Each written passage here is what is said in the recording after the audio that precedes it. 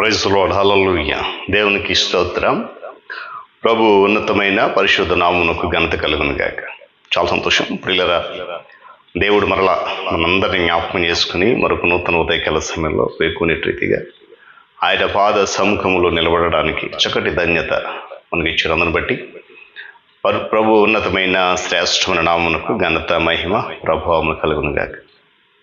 క్రీస్తునందు ప్రియులైన దైవజనులు, స్నేహితులు, విశ్వాసులు, సహోదరి సహోదరులు, ఈ కార్యక్రమాన్ని వీక్షిస్తున్న ఆత్మీయులందరికీ రక్షకుడును ప్రభు అయిన యేసయ్య ఉన్నత నామంలో ఉదయకాలపు శుభములు మరియు నిండు వందనాలు తెలియజేస్తున్నాను. మీరు అంత బాగున్నారు కదండి? చాలా సంతోషం. రండి, ఏ దినము కూడా మిమ్మల్ని ప్రేమతో ఆహ్వానిస్తున్నాను. అనుదిన అభివృద్ధి ఉదయకాలపు ధ్యానాలటువంటి ఈ ఆధ్యాత్మిక కార్యక్రమంలో నాతో పాటు పాలువక్షలై వాక్యాన్ని ధ్యానించి దేవుని దీవెనలు పొందుకోండి. బైబిల్స్ దగ్గరలోనే కదా, తెరచి చూడండి. లేని పక్షాన చదివే మాట జాగ్రత్తగా విని గ్రహించండి. నేటి దిన ధ్యాన వాక్యంగా మత్తయి సువార్త 15వ అధ్యాయము 18వ వచనంలో ఒక మాటను చదువుతా ఉన్నాను. నోట నుండి బయటకు వచ్చినవి హృదయంలో నుండి వచ్చును, ఇవే మనుష్యుని అపవిత్రపరచును. దేవుడు తన పరిశుద్ధ లేఖన మాటను మనకు దీవించును గాక. ప్రార్థన. ప్రేమ గల మా తండ్రి, మహోన్నతుడా, మిగన్నా మనకు వందనాలు, కృపతో నడిపిస్తున్నందుకు స్తోత్రాలు. తిరిగి నూతన ఉదయకాల సమయంలో కొద్ది నిమిషాలు నీ మాటలు ధ్యానించనయింటుండగా మీ ఆత్మ సంచారమును మా మధ్యలో ఉంచండి, కృపలో జ్ఞాపకం చేసుకోండి. క్రీస్తు యేసు వారి ఉన్నతమైన నామమున తండ్రి, ఆమేన్. మంచిది. క్రీస్తు పిల్లరా, చదవన్న మాట మరొకసారి మనం జ్ఞాపకం చేసుకుందాం.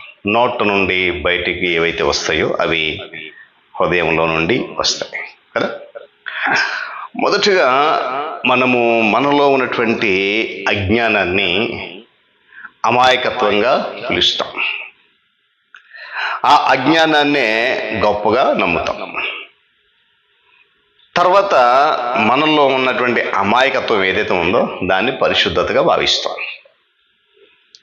అజ్ఞానాన్ని అమాయకత్వంగా భావిస్తాం, అమాయకత్వాన్ని పరిశుద్ధతగా భావిస్తాం.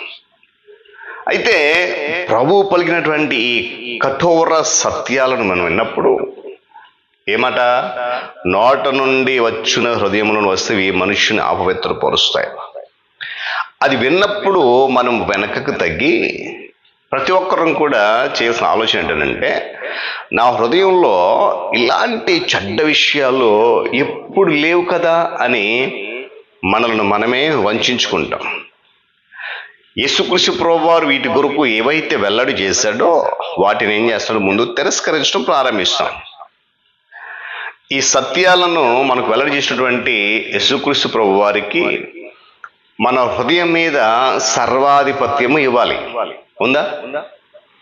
ప్రభువుకు మన మీద కానీ మన హృదయం మీద కానీ ఆధిపత్యం కలిగి ఉన్నాడా అనేది ఒక ప్రశ్న. లేకపోతే మనం ఆయనను అసలు ఏమాత్రం పట్టించుకోవాల్సిన అవసరము లేని, అప్రధానము లేని వ్యక్తిగా చూస్తున్నామా? ఒకసారి ప్రశ్నించుకోవాలి. మన హృదయపు లోలోతుల్లోకి సూటిగా చొచ్చుకుని పోతున్నటువంటి యేసుక్రీస్తు ప్రభువారి యొక్క వాక్యాన్ని మనం నమ్మాలి. నమ్ముతున్నామా? లేదా మనలో ఉన్నటువంటి ఆ అమాయకత్వం ఏదైతే ఉందో దానిని, ఆ అజ్ఞానాన్నే నమ్ముతున్నామా? పిల్లరా, మనము ఒక్కొక్కరికి చేయాల్సినటువంటి ఆలోచన విధానం ఏంటంటే, నన్ను నేను నిజాయితీగా స్పష్టంగా పరీక్షించుకున్నట్లయితే, పరిశోధించుకున్నట్లయితే యేసుక్రీస్తు ప్రభువారు చెప్పినవన్నీ కూడా యథార్థమైనవే అనేటువంటి హెచ్చరిక మనల్ని ఏం చేస్తుందంటే కుదిపేస్తుంది, హృదయాన్ని కదిలింపచేస్తాయి.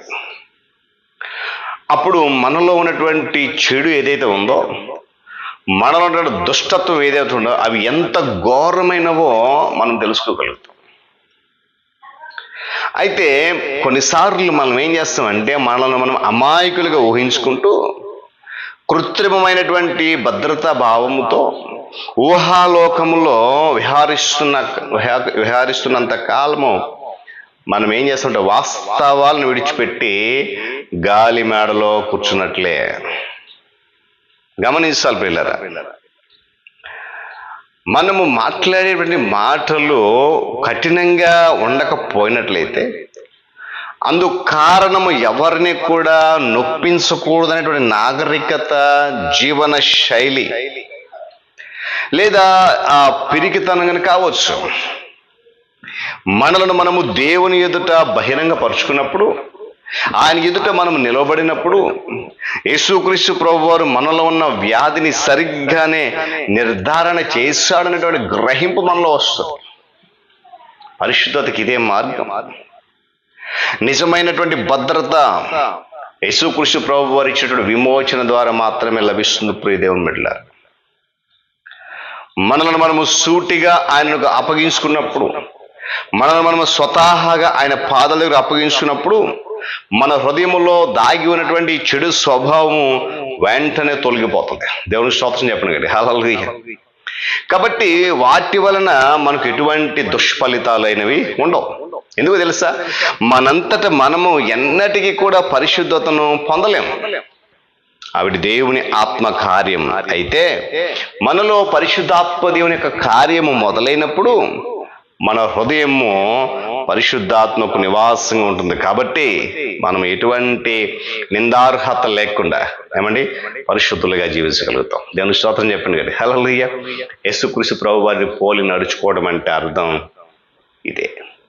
కాబట్టి పిల్లరా, మన నోటి నుండి ఏవైతే బయటకు వస్తున్నాయో అవి హృదయంలో నుండి వస్తాయి, పెదవుల నుండి కాదు. కనుక అవి మనలను అపవిత్రపరుస్తాయని ప్రభువుడు చెప్తున్నాడు. అలాంటి అపవిత్రమైనటువంటి ఆ ప్రక్రియ మన నోటి మాటతో రాకుండా మన నోటిని కాచుకుందాం, మన నాలుకను కాపాడుకుందాం. ప్రభు మాటలను బట్టి ముందుకు కొనసాగుదాం. దేవుడి మాటలు మన కొరకు దీవించును గాక. ప్రార్థన చేద్దాం. ప్రేమగల తండ్రి, వందనాలు. తిరిగి నూతన ఉదయకాల సమయంలో విలువైన మాటలు విన్నాం. నిజమైన తండ్రి, పరిశుద్ధతకు మార్గం ఇదే. ఆ మార్గంలో ఏవైతే ఆటంకాలు ఉన్నాయో, ఏవైతే మమ్మల్ని ఆటంకపరుస్తున్నాయో అవి కేవలం మా హృదయంలో నుండే వస్తున్నాయి. వాటిని గ్రహించగలిగే గ్రహింపు, జ్ఞానము, శక్తి దయచేసి వాటి వలన ఆటంకపరచబడకుండా పరిశుద్ధత మార్గములో ప్రయాణించిన కృప చూపించమని విత్తబడిన వాక్యం వీళ్ళందరి జీవితంలో ఫలింపచేయండి. యేసయ్య నామమున అడుగుతున్నాను తండ్రి, ఆమేన్. త్రియేక దేవుని దీవెన, ఆయన సన్నిధి కాపుదల సదాకాలము మనందరికీ తోడైన నడిపించును గాక. ఆమేన్.